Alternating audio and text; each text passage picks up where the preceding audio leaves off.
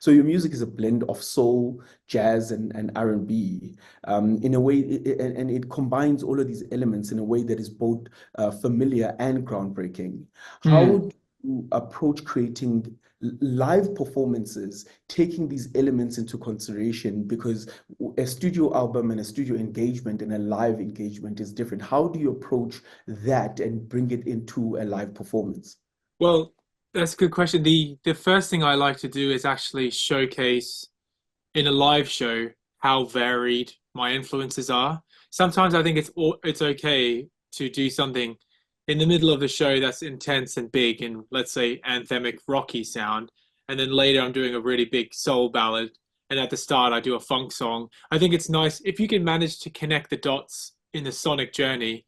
Um, it's fun to play around with dynamics of a show like that. So Mhm. it's when you have an album like I've made that's like, for example, it's got an orchestra on it, and I think, how am I going to recreate that live? Because I don't have an orchestra with me. We think about like the energy or like the intention of like each part, and then we think, how are we going to create what I call like perception? So, for example, if a ballad came right after a funk song, it wouldn't work because we haven't been able to tell that story um, fast enough or slow enough. So you got to prime people slowly as you blend through a show, and I find that really interesting and tricky, especially when I've never been to South Africa in about 7 or 8 years. So it's like Yeah. I want to play old music. I want to make sure they're hearing all of my back catalog, but at the same time, I got to tell like a consistent story in the music and the And, live show. and in terms of the elements, being the genres that you mix in your music, where did it start for you? Where you said, okay, I'm going to be exploring the a vast musicality in my music, but at the same time have it as presented as R&B, which has hints of soul, which has hints, as you said, of orchestra, which have hints of funk and a bit of rock and a bit of jazz. Where does that start? Where did you create that? Or when did you think of merging and marrying all of these elements? Yeah, so it's I think it starts and it's always sort of been the same in my career is my favorite artists of all time always explore different sounds like Stevie Wonder and Prince and Marvin Gaye. They have like even Curtis Mayfield, basically all of the people from the 70s, they have like disco, they have funk, they have like jazz stuff, but the storytelling and the singing and the melody choices are always quite consistent. And I think for me now, even when I'm making a new album or when I made The Loop, my last album, or in my whole career, it's been like exploring different worlds musically, but there will always be like a style of singing that keeps it together like a glue, which sometimes is Yeah. R&B and sometimes is like soulful. And it just depends on what the track needs. But even if I've made like a rockier sort of bass, it would still probably be an R&B soulful style of singing because that's like the way I sing naturally. So my voice is what glues it all together, I think. Yeah. And so I look at like tracks like Freedom and Trust. And they've connected with a lot of listeners worldwide, but also specifically in South Africa. Whenever you go out to groove, from time to time, you hear these tracks coming through, being played by the DJ. So, what kind of emotional response or interaction are you hoping to invoke from your fans when they're listening to Wonder album, but specifically these two tracks? Because freedom as a concept is something that South Africa is founded on, and then trust is one of those interpersonal things that we create on a constant and on a daily Mm, basis. So mm. what kind of emotional responses or interactions are you looking at invoking or engaging with your fans or the audience when they come in when they come into the shows? Well, with those two tracks particularly, it's like, in a way, a sense of optimism, because sometimes my music can be melancholy, like other songs on the album were in the past, and particularly when I made Freedom, I wanted to like tap into my like teenage childlike sense of freedom, like having fun, having no worries, and making music without any judgment, and singing in a way that felt like optimistic and like reaching out.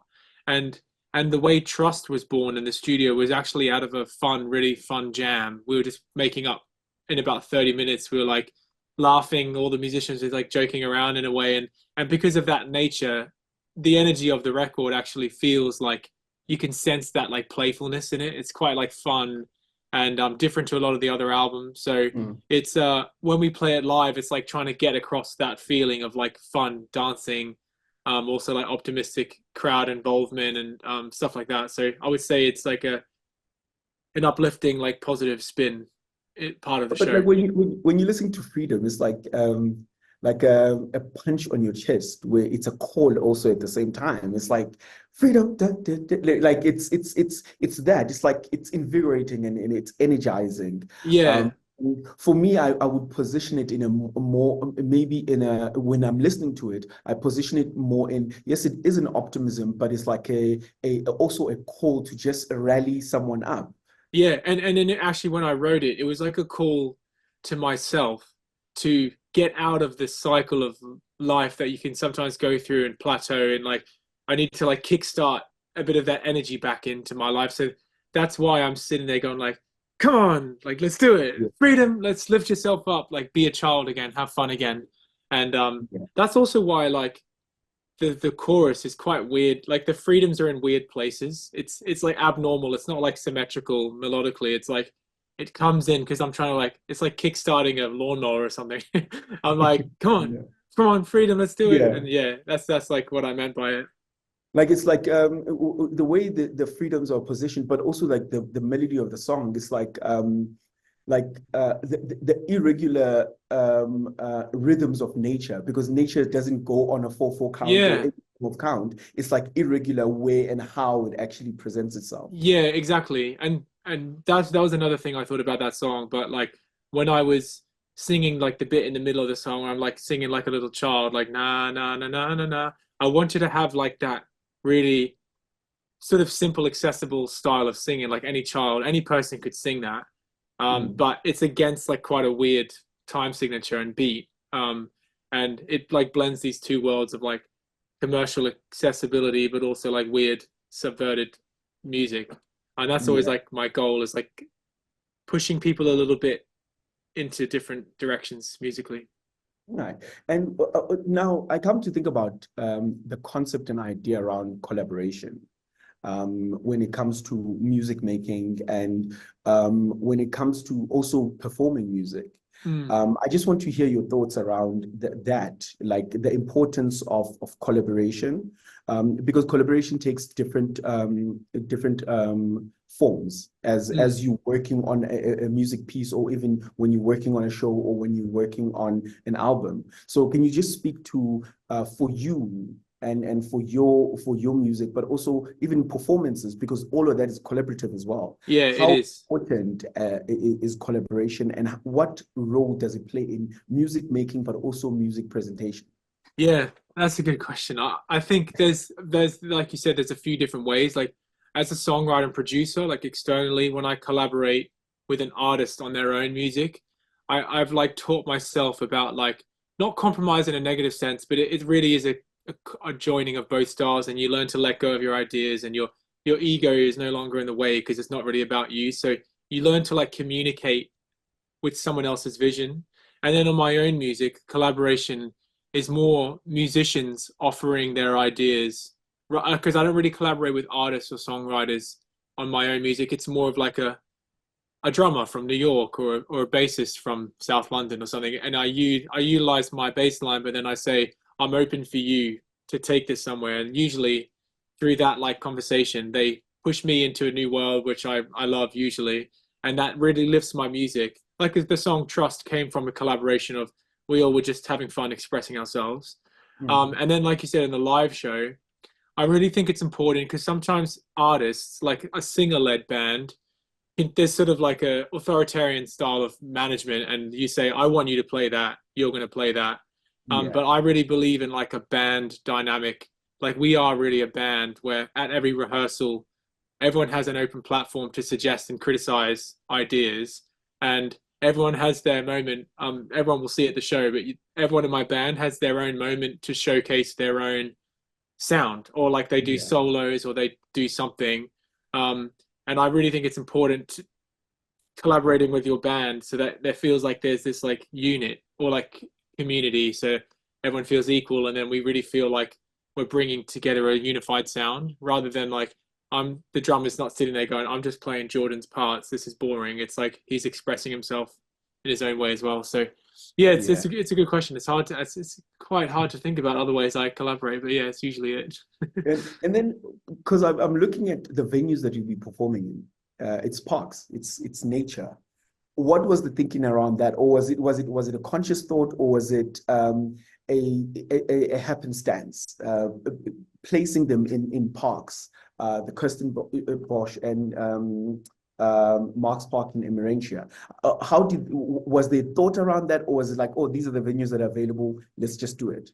I think it was partly that. It's like when we said we wanted to come to South Africa, the promoter thought it would be a great idea because it's like quite open. Like some of my music is quite like big, like wide sounding. Yeah. So it's like having that. Sometimes I've played shows in really intimate venues and it like doesn't do the music justice as well, even though sometimes I play ballads and it really works. But I think it's going to be really fun to have like these big, more expansive settings so that yeah, it can maybe like, because in a way they're beautiful visually, both of the stages. So it'll make people think my show's even better than it is. just the venue alone just makes me seem better and more professional. So yeah, it was like a combination of like them presenting us the venues and then us really like excited about that being the option. Yeah, and then this is my last question, and this one is one question that I generally ask artists when I'm interviewing them. What is the point of your music? God, I talk about this with my wife like all the time, and I don't even know the It's just, I think my true, like Jordan, the true person is when I'm in the creating album mode, when I'm making stuff from scratch and I'm just like really expressing myself. That's what I do all of this for is like to let go of all like those subconscious like stresses or any early childhood memories or anything like that. It's like it comes out of me in that 6 months of making an album. And then everything else is like an amazing bonus, like playing a show or even recording an album or even like going around the world. But like the essence of me really is like expressing myself in my safe space, like with music and like telling my story, like in a cathartic process. It's like a therapeutic purging. And that's like the reason I do it. I mean, I can easily get caught up in saying, you know, it's nice to get good streams and social media algorithm and all that stuff. But I think what I really truly do it for is the making of an album. The making of music is like the reason I connect so much with my career. Well, we are running out of time, but I just want to say thank you for the opportunity to speak to you. Hopefully, we'll get a chance to also meet when you decide. And could you just let us know what should people expect at the show? Yeah, so it's going to be a nice long show because I don't get to come very often. I'm going to play lots and lots of old music, lots of new music, lots of different styles of my like journey to showcase like the different sounds I've had over the years. And yeah, maybe some potential local supports if we can make it happen. But yeah, I was going to ask that. Are you thinking of any collabs in South Africa? I'm trying to. I've been I know this guy called Muzi who I really like, and I also know this singer called Manana, who I'm a massive fan of. And we'll try and make something happen. We'll see.